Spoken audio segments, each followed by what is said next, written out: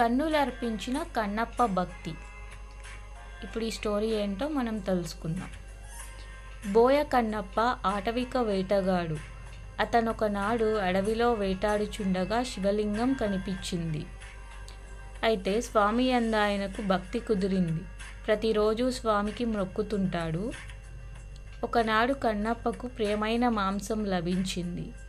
దానిని స్వామికి పెట్టాలనే కోరిక కలిగినందున తెచ్చి లింగం ముందుంచి తినమని ప్రార్థించాడు. స్వామి తినలేదేమని మొహం వంక చూచాడు కన్నప్ప. స్వామి కంట నుండి రక్తం కారడం చూచి, అయ్యో స్వామి, నీ కన్ను నుంచి రక్తం కారుచున్నదా?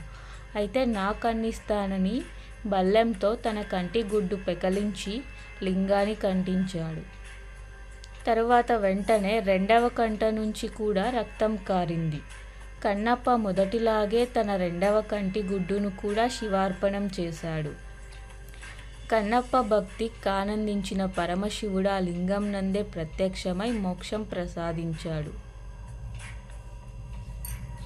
కనుక ఈ కథ వల్ల మనకు తెలిసింది ఏంటంటే, అడవిలో నివసించి అడవి ప్రాణులను చంపి జీవనం సాగించే కన్నప్ప ఏ పూజ ప్రార్థనా విధానం తెలియకున్నా కేవలం తన నిర్మలమైన భక్తితో ఆ పరమేశ్వరుని ప్రసన్నం చేసుకొని మోక్షం పొందాడు.